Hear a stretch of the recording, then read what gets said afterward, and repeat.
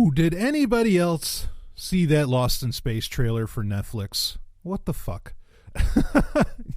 The Golden Stallion here with you for your Wednesday Patreon Q&A that you get every single Wednesday. I guess a couple times it's coming on Thursday, but generally you get it on Wednesday.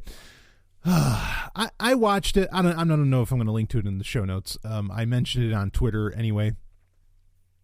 Like, it looked, we're going to get into, we have lots of tech to talk about, don't worry, and other fun, actually some very fun questions that I want to talk about. We're going to be talking about Lightning Network, Bitcoin, the whole thing, so, just bear with me. The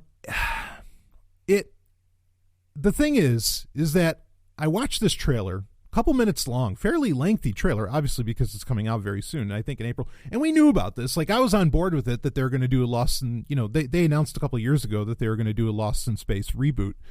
I didn't really have a problem with that because really Lost in Space has already been redone twice. Both of those attempts were actually pretty good. Like there was the one for TV, I think that Fox commissioned that most people don't know about. But I thought that was fairly well done. It was cool. The Lost in Space movie from '98 is one of my top films. I love that movie. I think that movie was so well done, so underrated, so ahead of its time. It has a tremendous score too. Just as in soundtrack, just an awesome film that very underrated, but really paid proper homage and fealty and fidelity to the source material, to Irwin Allen's classic space adventure. Very campy space adventure, but one that was fun nonetheless. In fact, like of the rare Blu-rays that I do have the entire Lost in Space collection, the limited edition collection of the original series. It's just one of my favorite, shows of all time. And I have the '98 movie, of course, and the one that was the TV pilot that was commissioned for Fox back in the '90s. Like, you can't really get that anywhere outside of some kind of VHS quality rip. So anyway, I don't have what Netflix put on display. I'd watch it. Like I'd really watch it. The thing is I'm not going to watch it. Why? Because it's called Lost in Space, and it's not Lost in Space. It looks nothing like Lost in Space. And so, the point that I made in my tweet was just that, all right, this looks fine. This actually looks pretty enjoyable. But don't call it Lost in Space, because it has nothing to do with Lost in Space. It has about as much to do with Lost in Space as Justin Timberlake has to do with Prince, and which means nothing. And they're eons separate from each other, certainly as far as quality. But Prince being, of course, one of the all-time greats, the Purple Doctor. But I just call it something else. There's a lot of good ideas getting put out there. And a lot of these reboots are actually pretty good ideas too, but just don't call them, don't give them the franchise name. Don't say that they're a reimagining or rehash or reboot or whatever, and just make it as is and go forward. I understand why they don't do that. I know it's all marketing, and that's exactly what it is marketing. But this just, it looked great, but under the auspices, under the paradigm of it being Lost in Space, it looked like shit.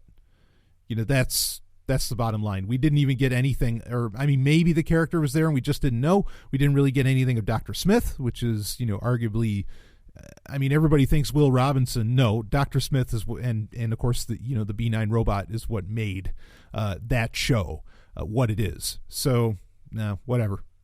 Oh, that's interesting. Just got a little email here from Microsoft. Let's see what it says. This is the subject line for the email. Who will be your top 3 picks for my people? That's interesting. All right, real quick on this. The new Microsoft does, so what would this be, Redstone 4? They do 2 major updates at least a year. That may be changing, as in there may be more, not that there would be less. But they do 2 major updates a year, usually one in the fall, and then there's one that happens just before spring. We know that, or at least based upon the number, the OS code for Redstone 4, which is the next one to come out after the Fall Creators Update, is supposed to be, because the code is 1803, which means March 2018. So it should be coming out this March. They haven't said a peep as to what date that this is supposed to be coming out. We're almost midway into March. What the fuck's going on with that? But this isn't. Maybe this email's a hint at it, because I literally just got this. Because that the My People feature, while it's kind of been there, they haven't integrated it yet in the way that they said, where, you're going to put, and this email, I'm just perusing through it. It says where you can put your people on speed dial, where they can just be a little taskbar. Who would be my top 3 people? Well, obviously Stephanie would be number 1, then Ellen, and number 3, I don't know, maybe Paige. Not that she'd like that because it's a Windows computer. Or maybe MK. I don't know. Anyway. But yeah, okay. Well, there's my top 3 picks. Okay. So let's see. Yeah, well, maybe that's a sign of things to come. Maybe they're finally going to release it. Maybe they'll just unleash it and not tell anybody, and like not make it a big announcement.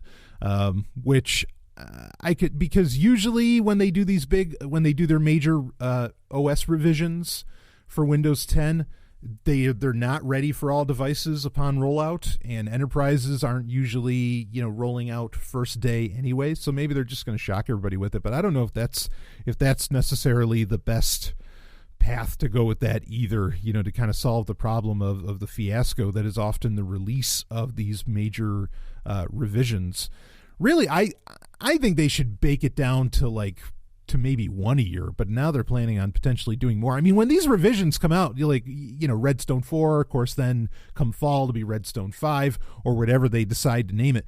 When these revisions come out, I mean, you are getting, and I've talked about this before, you are getting, in a very real sense, you're getting an entirely new operating system. I mean, most of these are as big as when, say, Windows XP Service Pack 2 came out.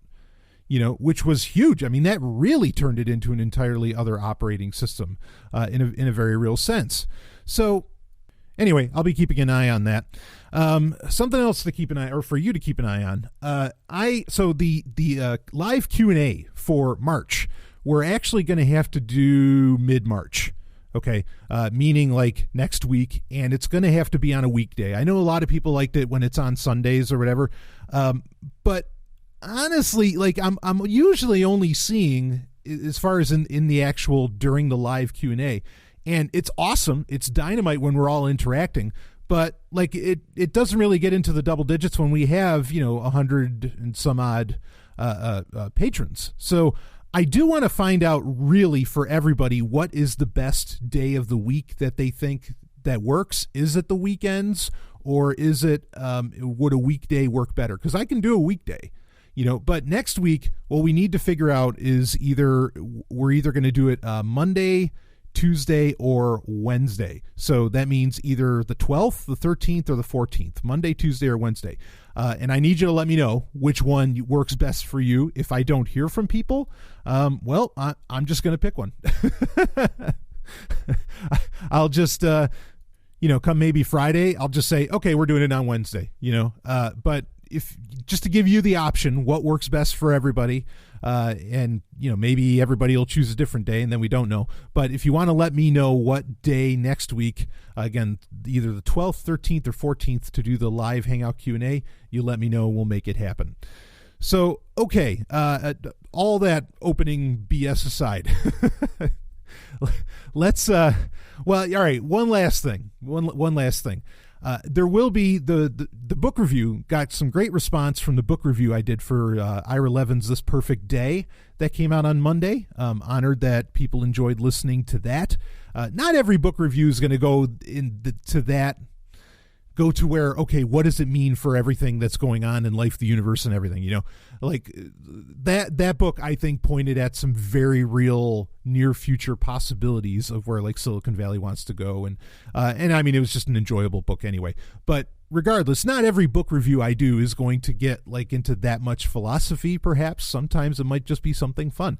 But regardless, I am doing the book review. It will be in the Sovereign Tech Prime episode, just for, the executive producers, you being the patrons, so I'm probably going to pre-record that and then just append it to the end of the episode. Most people won't even notice. If I didn't tell you, you probably wouldn't notice that I didn't record it all at once, because usually I record Sovereign Tech 2 hours straight or 2.5 hours straight, however long it ends. Sometimes it ends up going longer, and nonstop. So anyway, I said I would be I would do a review of the Southern Reach trilogy or the Area X trilogy, or the books that the movie Annihilation was based off of, that Ellen and I caught and we talked about, and I talked about, and she and I talked about, and I said what she said, but or shared what she said. Anyway, that review will be coming, but I got to tell you, like, just a little preview for you, the executive producers. This is a weird ass trilogy, like very, very weird. I don't know if you're reading it ahead of time to like feel about my review, or if you really wanted to and you don't, and you're like, oh, but I don't have the time, I won't be able to get it in before the review. Don't feel bad. Definitely watch. I think the movie, I enjoyed the movie. Definitely watch the movie. But I'm not saying it's bad. I'm just saying, don't worry if you miss this one. So, but you'll hear my full review this week. But that's just a little preview for those that that pony up a little dough to support the show. Wow, I rhymed that. I am no poet. Some other people in my life are, though, and they're phenomenal poets at that. And I love reading their work. But anyway, okay, let's start getting into some of the tech here, shall we? And then we've got some non-tech shit to get into later on. Real quick, also, sorry, I keep doing this. Real quick, also, some of you significantly upped your donation amounts. I am so honored by that. Thank you so much, because we did lose quite a few patrons in February. I have no idea why. Nobody is sometimes people will tell me why it is. Even if it's something as understandable and simple as, look, I'm counting every dollar right now. I have financial issues, and I completely understand that. But a lot of people left that I have no clue why they just suddenly dropped. I don't, I'd like to know, doesn't mean I'm going to change anything, but I'd like to know if there was some kind of problem. But anyway, thank you to those that upped your donation amount. One person said, it's like, we got to get you to that 500. I mean, I get it. Yeah, all of you are really hungry for there to be 2 episodes of Sovereign Tech a week. Believe me, there is plenty of content to do that, and there's plenty of way to shake things up and to add in to make that a reality. So happy to oblige when that occurs. But back over the 400 mark again. We did drop under the 400 mark, but thanks to some gracious patrons, we're back over it. So that's really a thing too. Like, I'll admit, I'm going to stick to my word that when we get to over 500 and it holds for a couple months, like I said, at least a couple months, that yes, I will start doing 2 episodes per week. Honestly, to really make that worthwhile, I should have gone for 1,000, but I don't know that's going to work out. I didn't know how the Patreon program, would end up taking shape, but it's working. People are enjoying the hell out of the content, and I'm enjoying the hell out of making it. So anyway, I'll stick to it. 500, that's where we're at. So okay, let's let's get into, we're gonna talk some Bitcoin and Lightning Network right now, and we'll read the question here. Here it is. Brian, I'd like to hear your thoughts on Rick Falkvinga's Rick Reacts series on YouTube. I consider his analysis as important as they are brazen. I respect your defenses of Bitcoin, BTC, that is, but I'm honestly not sure I can recommend anyone buy, hold, or use it anymore. Latest video discusses the Lightning Network. You can find, because this was asked on the community tab on Patreon, on the Sovereign Tech Patreon page. So I'm not going to link to the video here. You can find the video if you just go to the community tab page, and which I am incentivizing you to do if you want to actually see this, because, I'd love it if people interacted on, more on the community page. But I mean, that's totally up to everybody. And I understand why people wouldn't interact online at all, because I barely do. Woo. Okay. So I watched this, particularly the one on the Lightning Network. I watched some of the others, and he had done seemingly responses to some of maybe concerns that were brought, or, criticisms that were made of him. He did another video where he brought up other points about the Lightning Network. And he's clearly, Rick Falkvinga, I mean, is really a legend, in the crypto space, not just cryptocurrency, but like cryptography and, piracy as in torrenting and all, piracy. I use that term in the positive. Okay. not in the negative. It's not derogatory.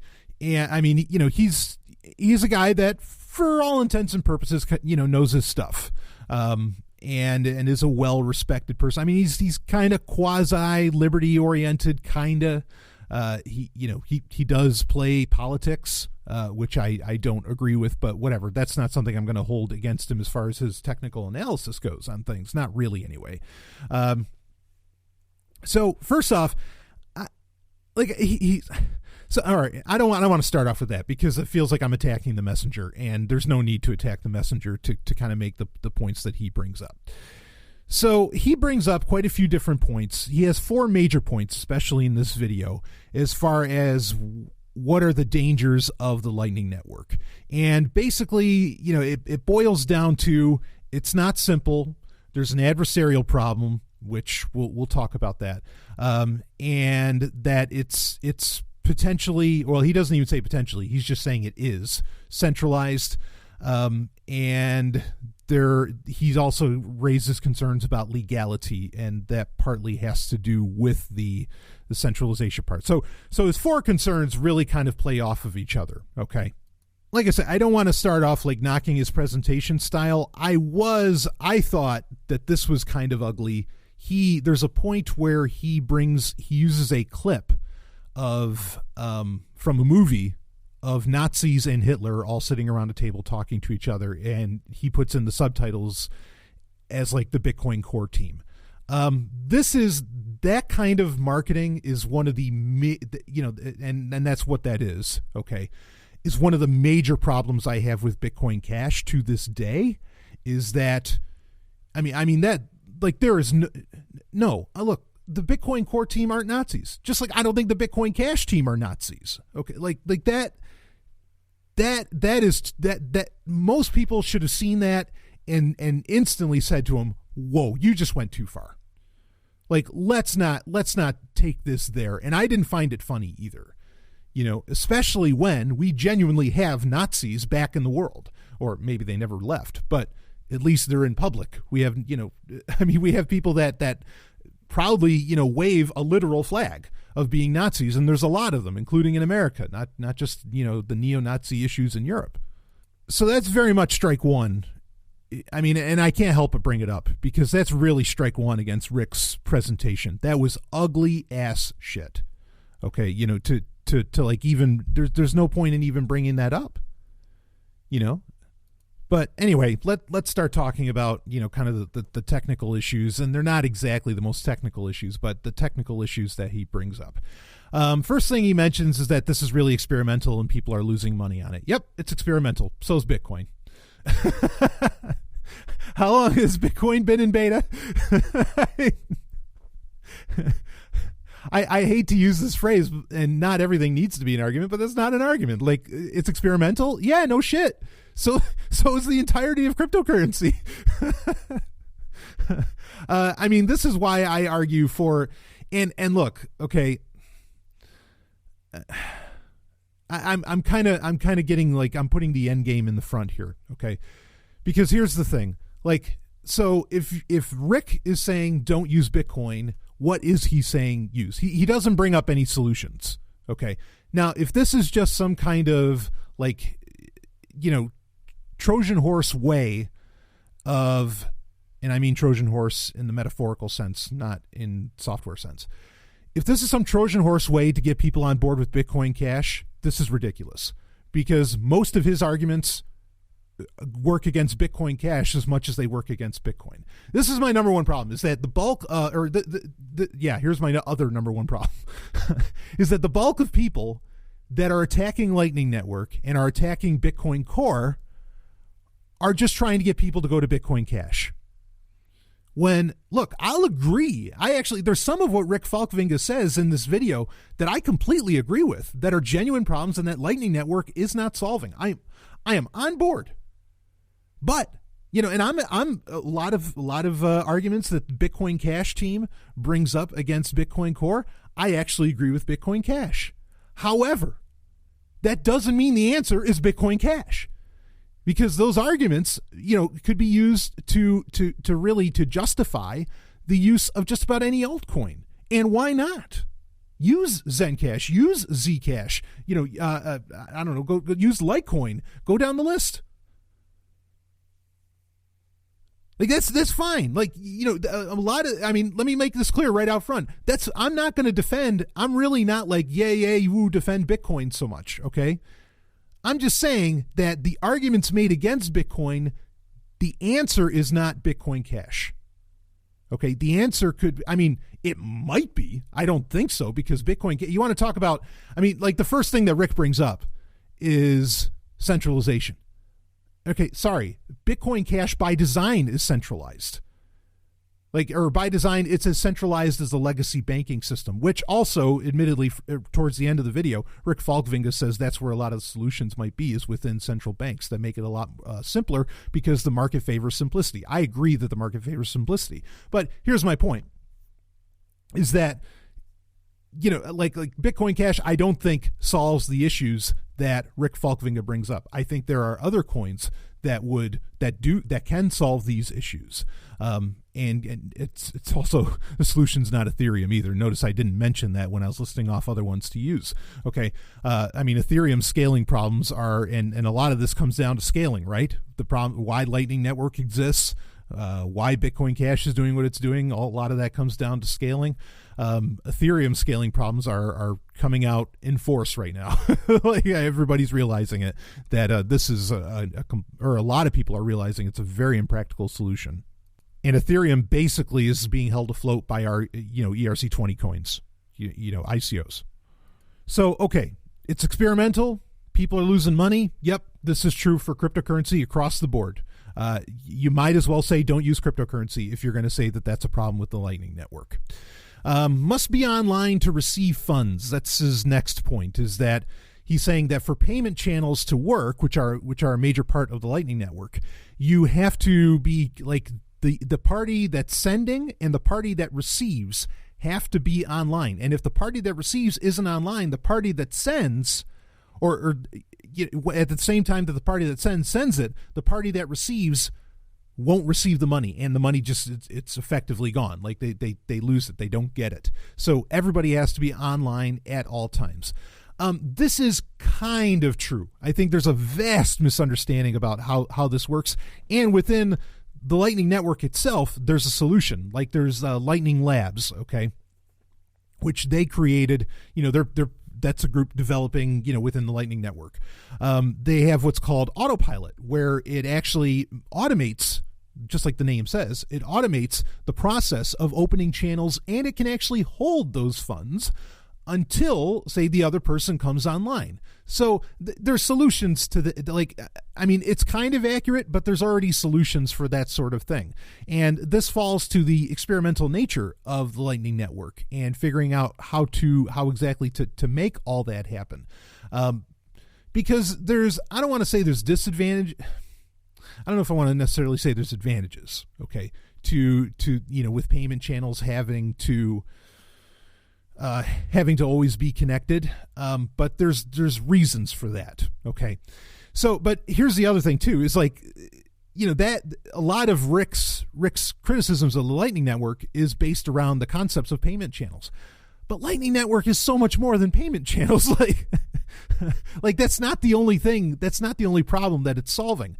And the purpose of payment channels in and of itself, okay, and part of the reason why there is that, or why, kind of at the baseline, everybody needs to be connected kind of at all times. They really don't. Like we said, there's already solutions out there, and this is already something that was well known about, and again, solutions for how this works without people being connected are already implemented into the Lightning Network.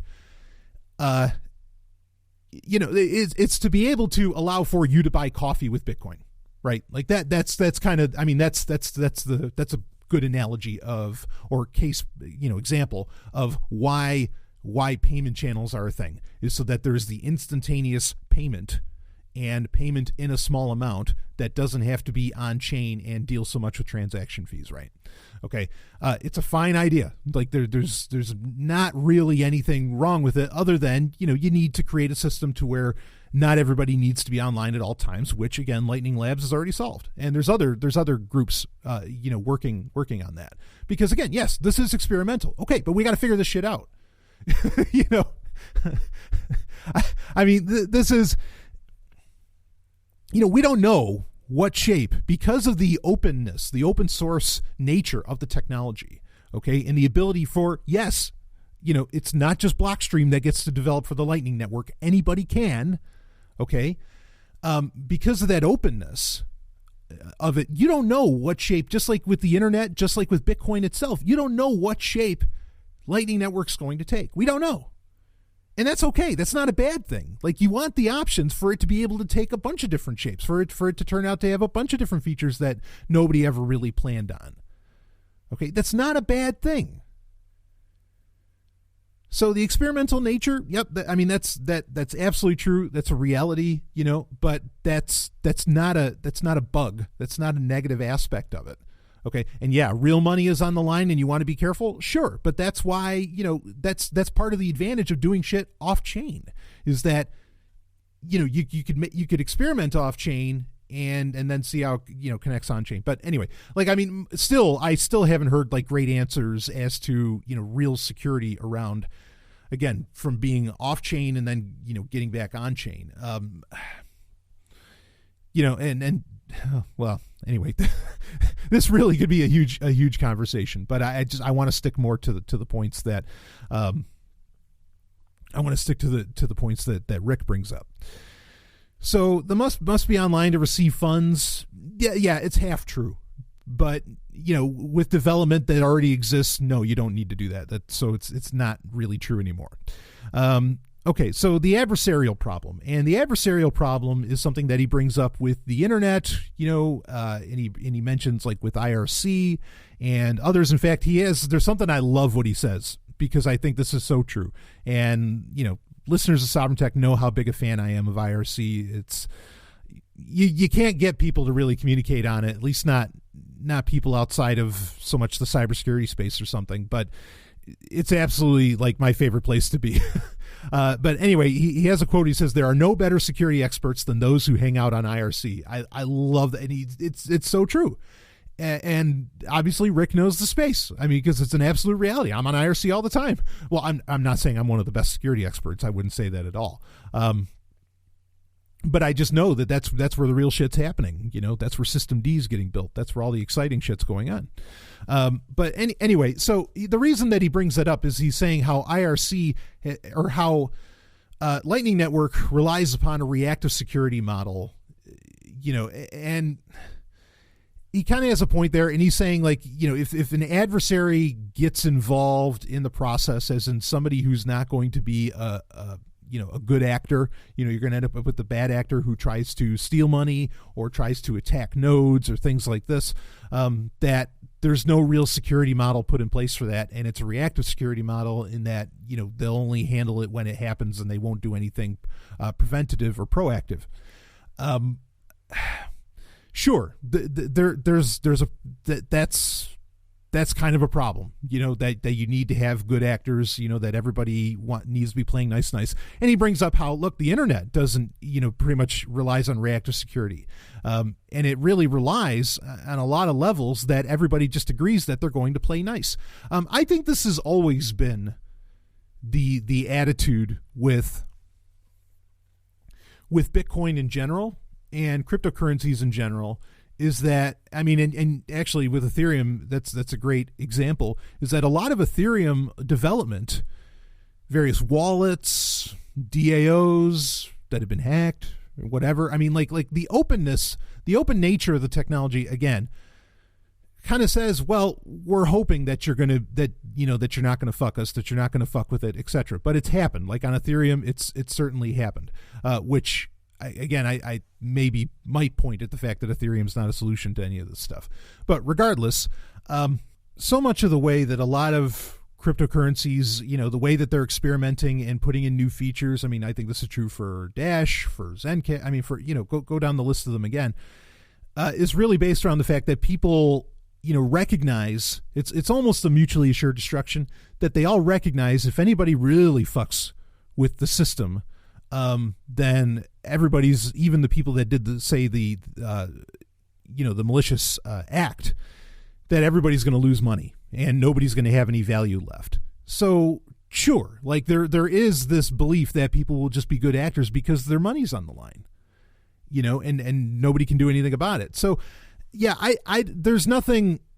I mean, Rick is kind of right in this one, that this is how pretty much everything operates.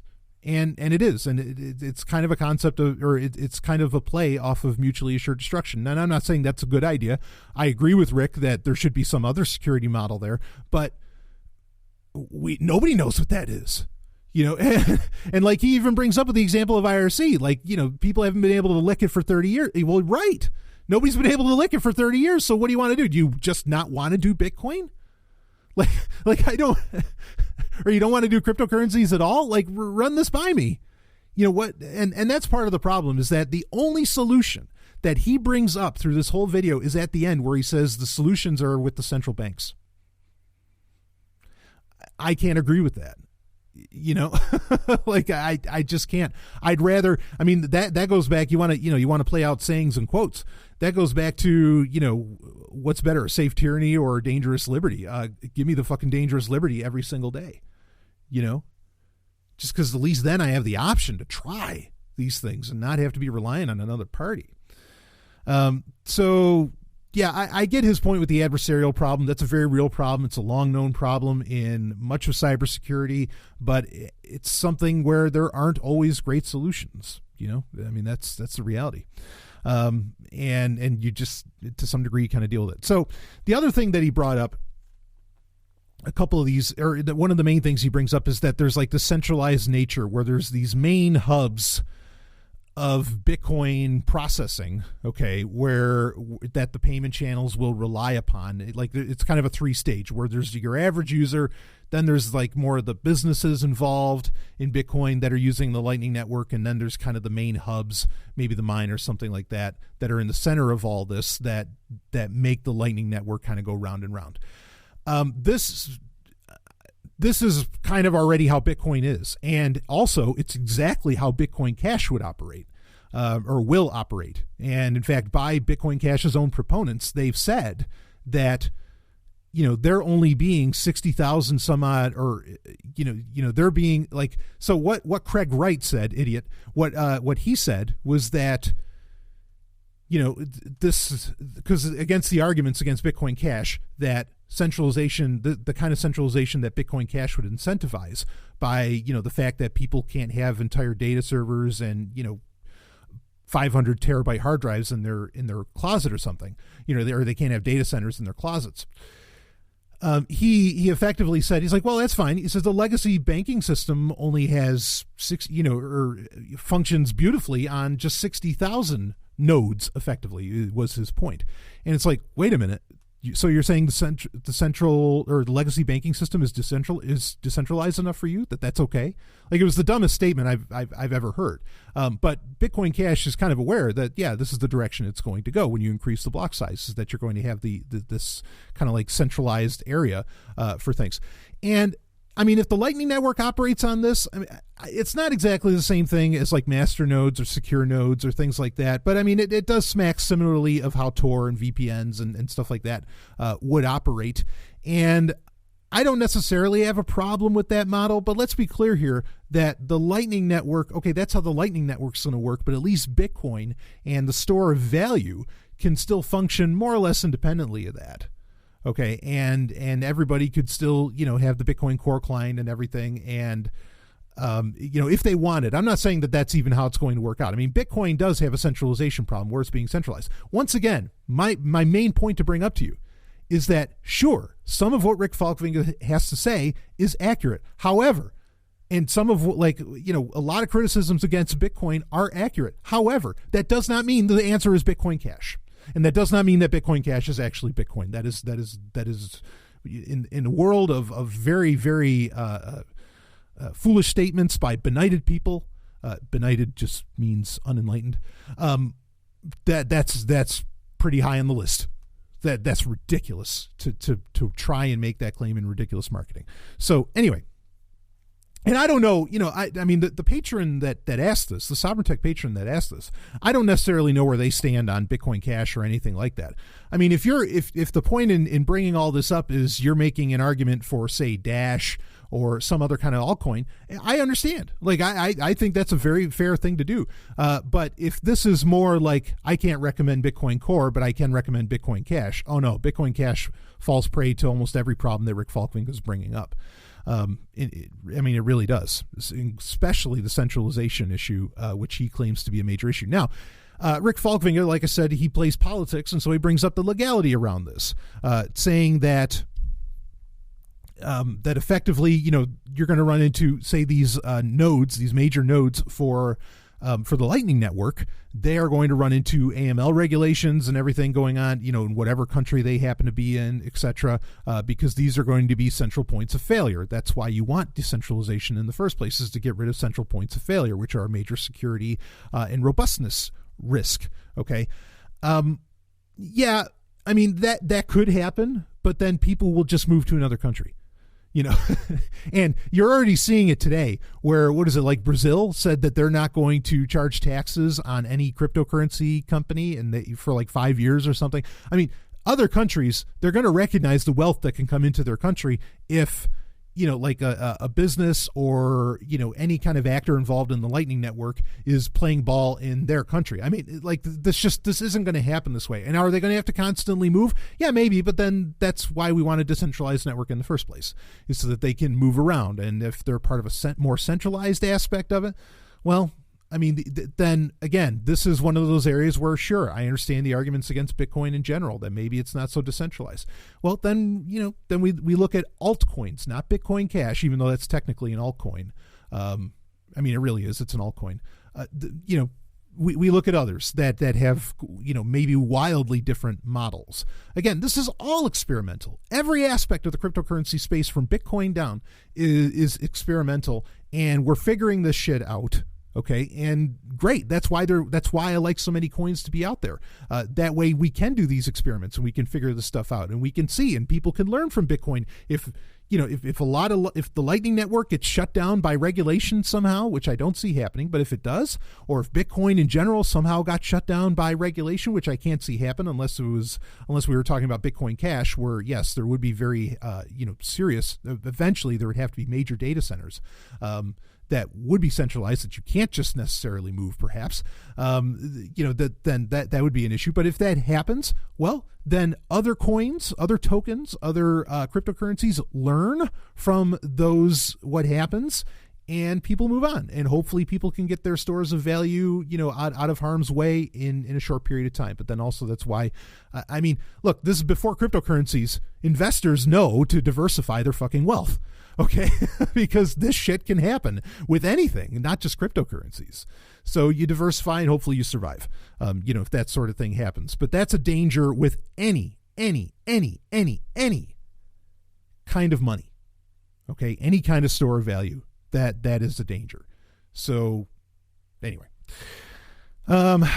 yeah. Now, as far as the simplicity issue, which is another kind of major area that he brings up, the market favors simplicity. I completely agree. It does. In which case, part of me just wants to say, fuck the market. Because you can't, as I always say, and I'm not the only one that says this, a lot of security researchers will tell you this, there is a trade-off between, security and convenience. Okay? Meaning the more convenience you have, i.e. simplicity, the more convenience you have, the less security you naturally have. And I think this is a reality. I say this often. It's like, that should just be like the 10th law of thermodynamics, and also at the same time, ironically, complexity is the enemy of security. Okay, so you do want to keep things, not only does the market like things, I mean, and this is where kind of the very basic explanation I think that Rick was giving. And look, I respect Rick in a lot of ways. I mean, there's ways I don't, but there's ways that I do respect him. I get what he's done, for the community that I'm a part of, meaning more the kind of the cypherpunk and crypto community.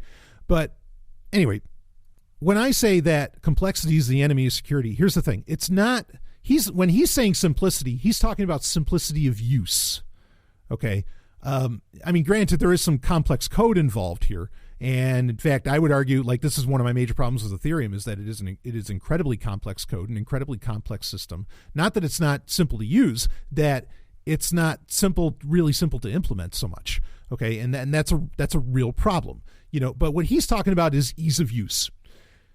Look, when it gets to the consumer, or when it gets to the user of the Lightning Network, there is no reason that at the wallet, just like with SegWit and other implementations that have come over time, at the wallet, there doesn't have to be any difference between people that are using the Lightning Network and those that don't when sending Bitcoin at the wallet. There's no reason for there to be any difference. So I don't agree with him about the idea that somehow, like, that the Lightning Network would be more complex than anything else going on. I mean, if he's saying that the market, like that coders aren't going to want to deal with the complexity of the Lightning Network, but that's not really what he's talking about. He's not saying that it's necessarily complex code. I mean, again, you're going to have a bunch of different people get involved with this. And ironically, he even said in the video that he said people are losing money while experimenting with this, and they're doing it with a smile on their face. So wait a minute. So they're excited about where this can go, and thus it doesn't appear the people involved are concerned about the simplicity, or the complexity, I should say. Yeah, so I get his point. I understand what he means by that, but there's no reason that the Lightning Network can't be as simple, and there's no indication that it won't be anything less than as simple as your Mycelium wallet, as your, I don't know, whatever fucking wallet you like to use.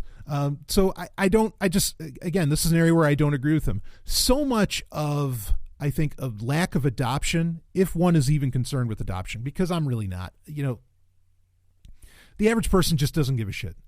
Okay. They don't care about cryptocurrencies. They really don't. I mean, I think people like maybe got bit by a bit of a gold bug in late 2017 or something, but by and large, people don't give a shit. Okay, other than maybe they enjoy seeing it fail, or what they think is failing. It's not failing, but what they think it is. But people don't give a shit. Like I said, grandma's, she can just use PayPal. Cryptocurrencies, in my opinion, are for the people that need it and know that they need it. And, we'll be the ones that use it, or the people that want like a really unique solution to storing their wealth in certain ways, whatever. I've always been the one, like, when people ask me about the scaling problem, don't scale. Like, just don't, because most people don't care. They don't know why they need to do this. I mean, this is the same problem like with Linux. I mean, after a fashion, everybody's using Linux at some point in their day. They just don't know it. But as far as like on their, on their desktop, on their laptop or something, they don't care. Can I get on my web browser? Can I install Chrome? Okay.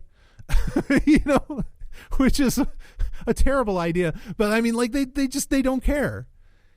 And that's the thing, is like, okay, so, but Linux is there for the people that do care, for the enthusiasts, for the people that have goals and that are trying to do shit in life and whatever.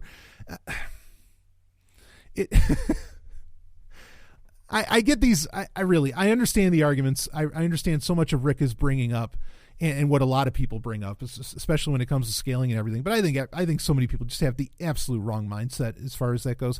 And now, the point I was going to mention earlier was that as far as adoption, what's keeping adoption from happening? Honestly, I don't blame Bitcoin Core. I don't blame Bitcoin Cash. I don't blame any of the altcoins. I blame wallet developers. You've got to make your wallet. If you really want that adoption, you've got to make your wallets where pretty much it's two buttons, send and receive. I mean, even Coinbase kind of drops the ball on this sort of thing. They really do. So, and that brings up another point too. I mean, how much transacting actually happens on Coinbase? within Bitcoin. I mean, all the shit's already happening off chain anyway. It's just, is it being done off chain privately, or is it being done off chain with a second layer like Lightning Network? I mean, so much of what's been going on in Bitcoin for years has already been happening off chain. It really has.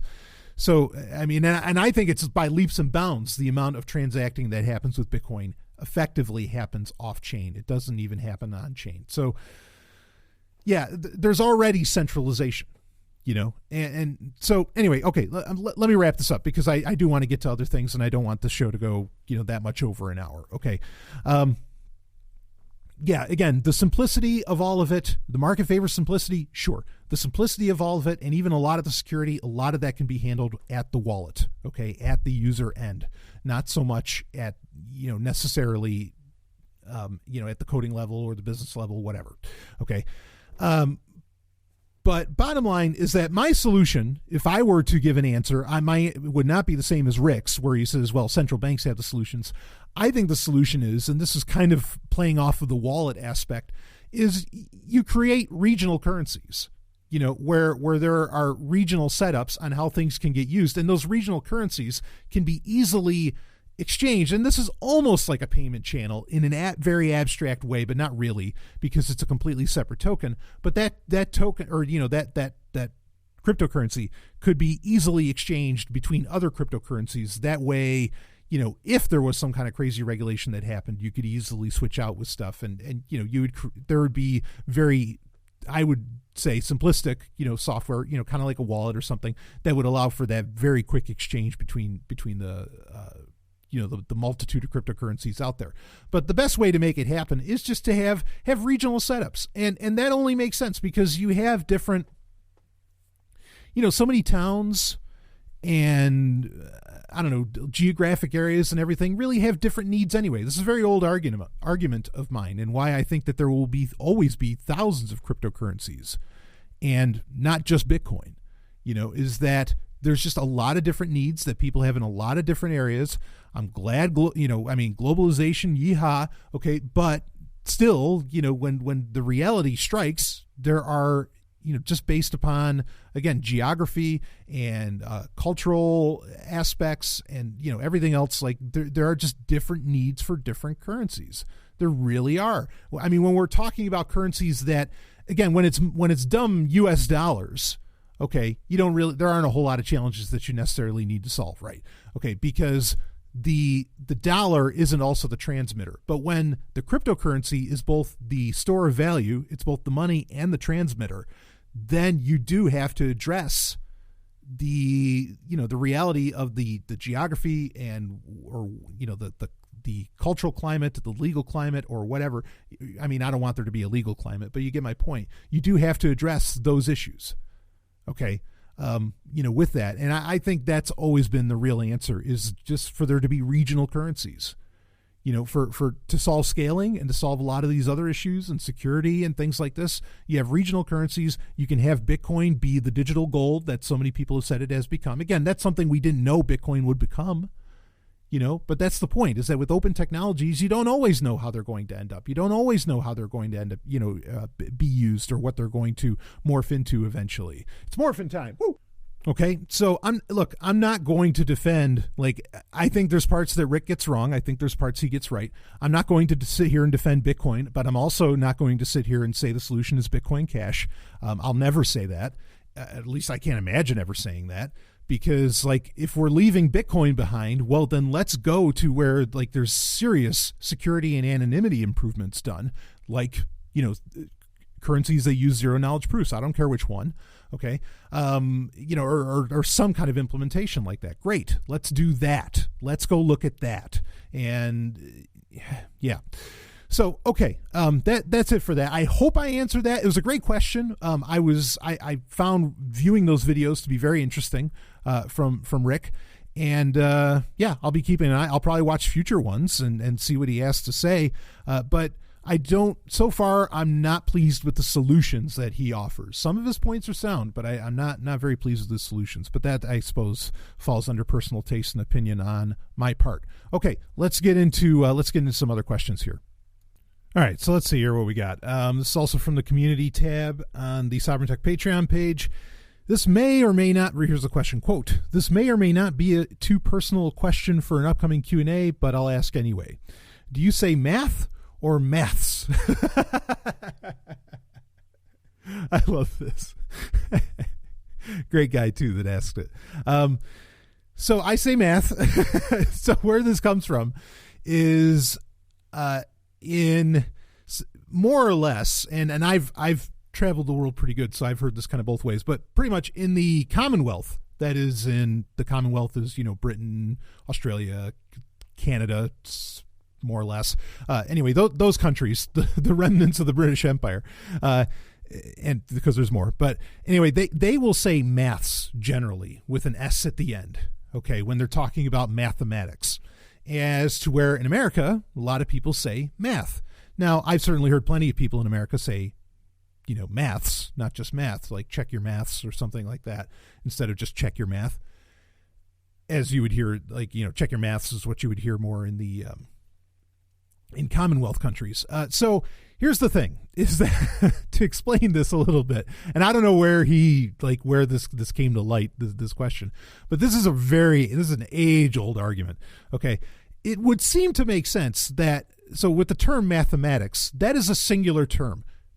It can also be plural, but because mathematics is a singular term, maths would also be a singular term, or can also be a singular term. It doesn't have to be necessarily plural.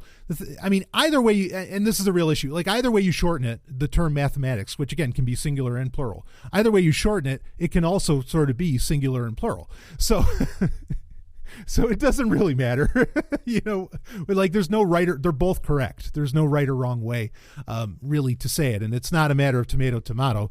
Like literally there's no wrong way to shorten this. Like any way you do it works in, under the laws of language. So yeah, but I always say math. I never say maths. But there you go. Fun question. I mean, that's an interesting tidbit I think that a lot of people don't know about.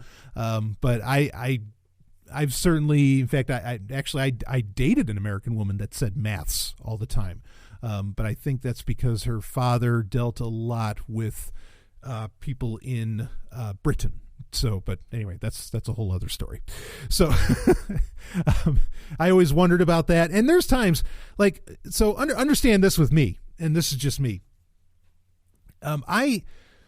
So I'm ethnically Jewish, and I grew up in New York. All over New York, but I mean, I certainly, had my years in Queens, Jackson Heights. I worked really hard growing up to get rid of, shall we say, my New York or Jewish accent, depending on which way you want to talk about it. I worked really hard at that and making sure that went away.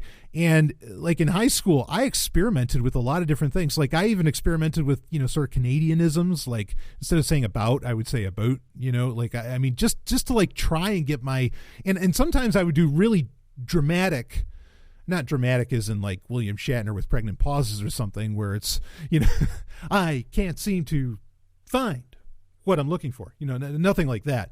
But I would do dramatic shifts in how things would normally be said just to kind of do that hard left snapback away from my, away from how most of my family would talk. In fact, now most people think I'm like from Chicago. They think I'm from the Midwest or something. They say I have a Midwestern accent. I'm like, no, I don't. And I certainly never tried for that. But I did try. I definitely tried I really had to very much alter the way that I talk so that I didn't sound like, and I don't mean this in a pejorative, as to where some people have used it against me as a pejorative, to where I don't sound like a New York Jew. I've tried really hard to do that. And so I'm open to, there are definitely terms that I've used, or where I've inserted different terms into my, into my vocabulary and into the way that I talk, into my, colloquialisms and everything that I use to have sounded different growing up, to be able to sound different. And I think there might've been a time where I was considering using the term maths instead of math. But I never that never took off. So I just use the term math. Like here's for an example of how I've used terms and like inserted them in place of other things. Here's a really funny thing. If I'm really genuinely mad, like if I'm really angry, I actually don't use the word fuck. I say frack. Or I'll say felgercarb or felger. Like, which is funny because, so, growing up, I couldn't swear, and this is long before Ronald D. Moore's piece of shit Battlestar Galactica. Okay. The 1978 Galactica, the actually like the great show, as compared to the new one, which is terrible, but the great show, that they had like whole different terms that they were using. Like instead of fuck, instead of saying fuck, they'd say frack. Now, Ronald Moore's piece of shit Galactica would end up using that as well. That's about the only term that they would use. But they developed like this whole other language, very much for, or all these different expletives for the original Battlestar Galactica. And I started, especially in high school, I use those very judiciously, or well, not, I mean, no, I use them willy-nilly. I mean, I was just letting them fly. And, and nobody knew what the hell I was saying. I mean, you kind of got the inflection of it, I suppose, but nobody really knew what I was saying. But I would use those nonstop. And now it's to the point, though. But like, once I got out from living underneath my family,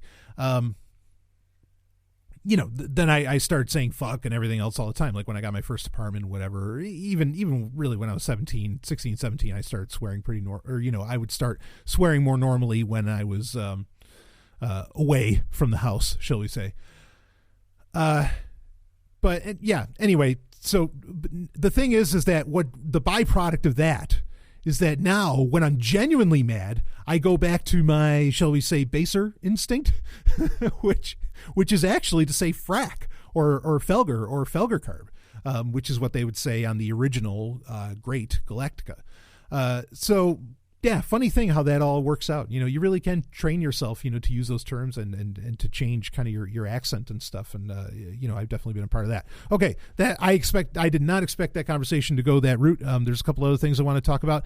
Real quick, a correction from last week's Q&A where we talked quite a bit of time about comic books. We talked about Marvel. Great guy. He mentioned to me that the fresh start that Marvel is implementing starting in May, I think, isn't exactly a complete reboot of the universe like Marvel Now, or I think it was Marvel Now or whatever it was that they did a few years ago. So it's more like they're renumbering, they're doing new titles, they're having a bunch of number ones restart, but it may not be an exact rehash of the entire or reboot of the entire universe. As far as like new continuities and everything, which, okay, great. I mean, it sounded, there's still points to it. And I've looked into it a little bit more. There's still points to it where it sounds like they're saying that they're being very picky and choosy of what parts of continuity that they really care about. But yeah, anyway, it's still all so confusing. I'm still done with Marvel regardless. Like I can't, constantly going with these number ones and everything. It doesn't entice me. I get it. It's for new readers but yeah, it just doesn't float my boat.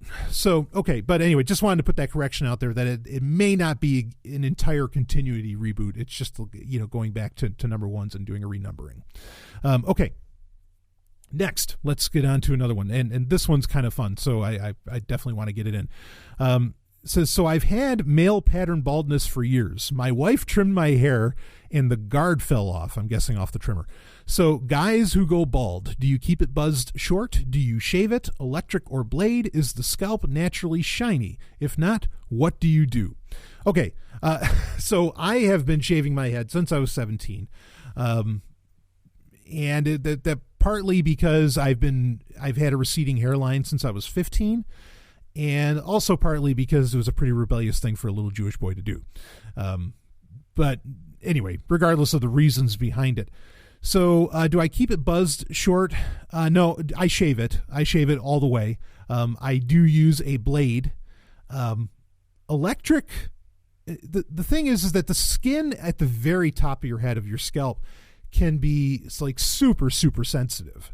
Okay, and an electric razor can like really cause a lot of bumps and like it could be an ugly situation. So I've never had a lot of luck with an electric razor doing a good job of keeping my scalp at a smoothness that I enjoy. So I've always used Blade. I do use Harry's razors for that. Harry's.com. They're not a sponsor or anything, but that's what I use, and they do great. I generally don't get cut at all, and I'm to the point, having done it now for almost 20 years. I'm to the point that, I shave my head like like other people brush their hair. It's very fast. Like I'm moving at a very brisk pace. I'm not being that careful, and 9.9999 times out of 10, I'm not cutting myself at all. So yeah, it may take you a little while for your skin to get to that point to where maybe it could handle that kind of shave.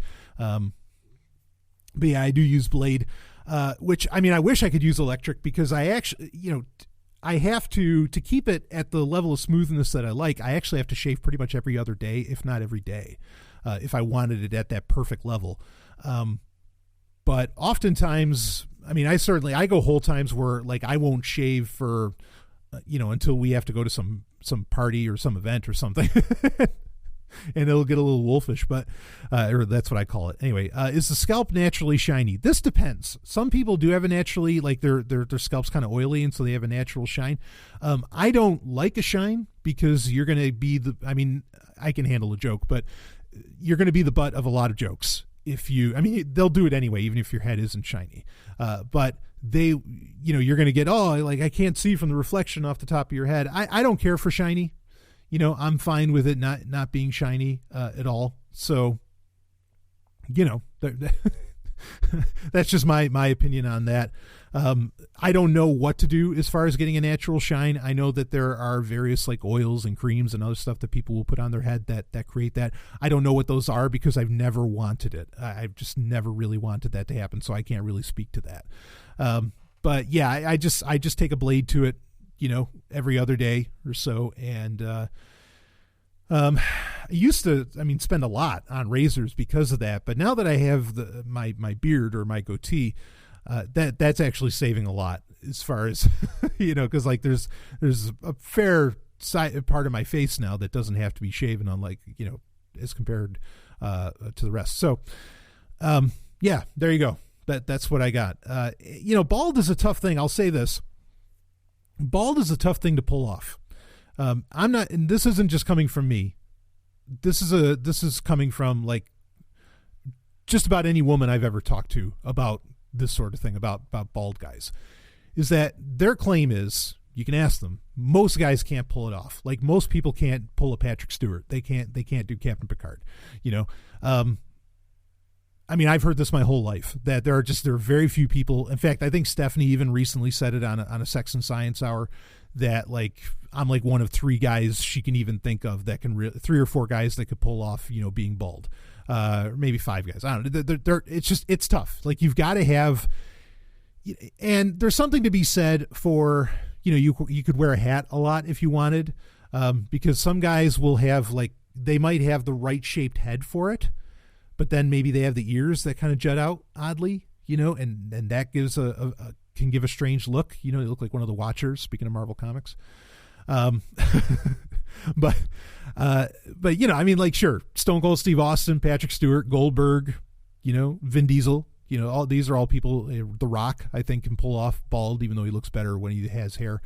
But he has a receding hairline too. So, guys can pull, there are plenty of guys I think that can pull it off, but there are quite a few guys, but it is a tough look to really be able to execute well. I'm told that I do execute it well. I'll take the lady's word for it. I don't have to say it for myself. So, but just something to keep in mind is that you really do want to have, you got to have that perfectly shaped head, and kind of the ears, not the lobes for business, but you got to have the ears for it to really, really work. So, okay. Yeah, great question on that. I think I told you which blades I use. Yeah, I use Harry's. I did tell you that, which I really enjoy. And yeah, just got to shave it every other day or so. Okay. Last thing I'm going to leave you with, because I wanted to, so I've taken out the music picks out of, as in album of the week. I've taken that out of the main show. I'm going to, I don't know if I'm going to put them in every week into the Q&As, which is where they originated. This is where they originally were placed. But maybe for right now I will. And this is a very quick one, so we can wrap this up. I found just recently, the 4th disc of this came out, and I put the links are in the show notes for this. But there's a guy, his name's Jimbo. That's all that I know him by. He did a Kickstarter back in 2014 where he was going to restore, not from the masters, but he was going to restore effectively from a bunch of different sources, the Transformers soundtracks from the entire series, whatever, 85 to 88, whatever that ran, the 4 seasons that it went. And he made them available for free. The Kickstarter was successful, and he didn't, it wasn't a ton of money, that he made. But this is one of those examples where Kickstarter actually delivered, and disc 4 recently came out. And also the actual, from the masters, the Transformers soundtrack from the series is getting released on vinyl, I think March 9th, which would be this week, but it's only on vinyl. I don't understand. I do understand it, but at the same time, I don't understand like this whole. There are like what else came out recently? There was the Battletoads soundtrack, which I would love to have, and they put it out on vinyl, and only vinyl. It's not available on digital. I get the CD. Like, okay, put it out on CD, but vinyl is as beautiful as vinyl is, and I love analog sound. I'm totally on. I get it. I really understand the whole vinyl movement, and I love how it's kind of a bulwark against a lot of what Silicon Valley is pushing on us and everything. I really, really dig the vinyl movement, but at the same time, the vinyl, the vinyl releases are very limiting, right? I know you can get record players that connect via USB, and there's software that allows you to record the tracks and everything. I know that that's out there, but that's an expensive proposition as to where, okay, yeah, you want to make it a physical release. You don't want people to be able to get it on Spotify. You don't want it to be digitally released or something. Great. But fuck, at least make the CDs available. I'll buy the CDs. I will not buy vinyl. Like, I'm not going to let something take up that much shelf space for me. Again, I totally support the vinyl movement. I think it's a beautiful thing. Just for me personally, it doesn't fit in with my lifestyle. I'll put it that way. I love picture discs and all that. I think all that stuff is so cool. So I'm not knocking vinyl. I just really like, okay, if you're going to release on vinyl, give us a 4 CD set already.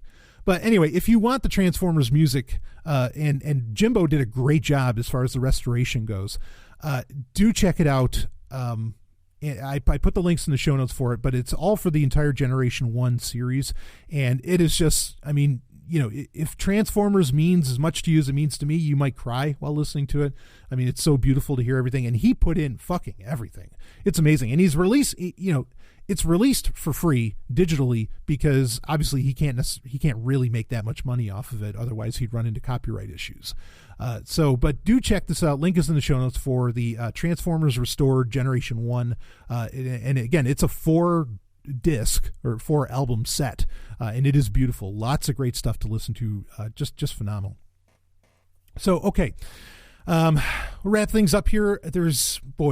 I have a little secret thing coming out that I don't know if I want to tell you about, but there might be a surprise in the Patreon feed in the next few days. Let's just put it that way. And we'll wrap this up here.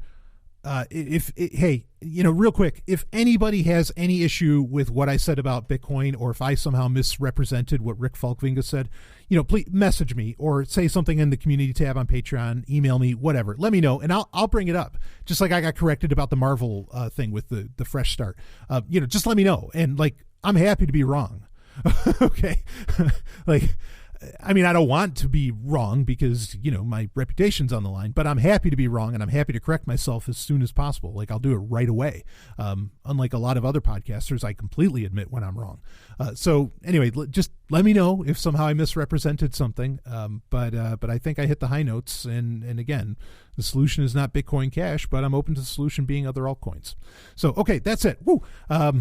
More stuff coming out this week on Patreon, even though you've already gotten a pretty full week so far, but there will be more. And glad everybody enjoyed Sex and Science Hour coming back this week.